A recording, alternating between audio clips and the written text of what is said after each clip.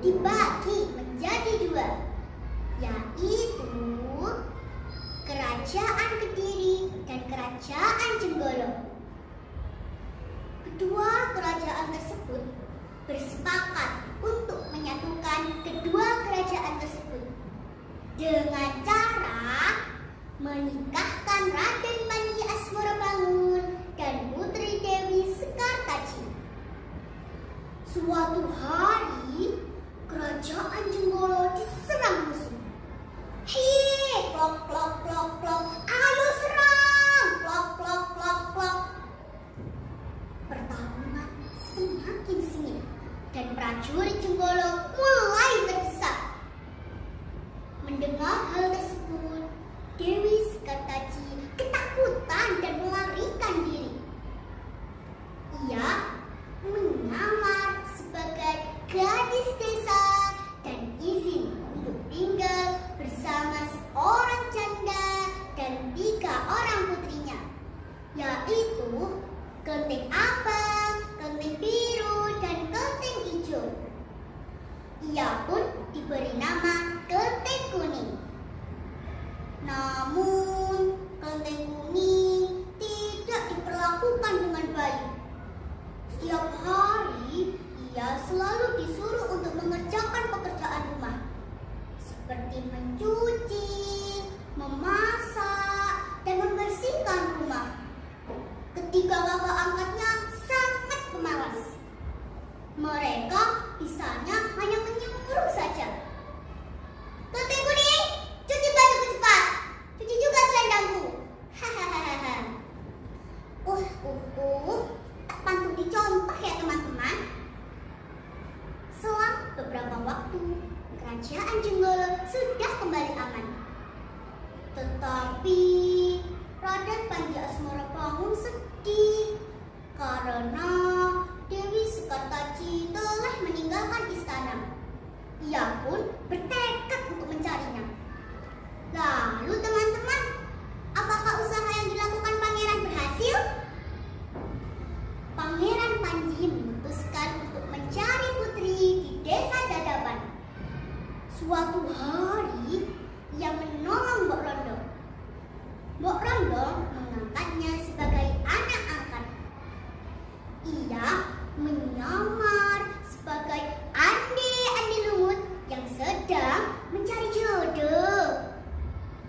Berita tentang Andi Lumut mulai tersebar. Kelenteng Abang, Kelenteng Biru, dan Kelenteng Hijau berdandan secantik-cantiknya untuk melamar Andi Lumut. Kelenteng Kuning, kamu tidak usah ikut.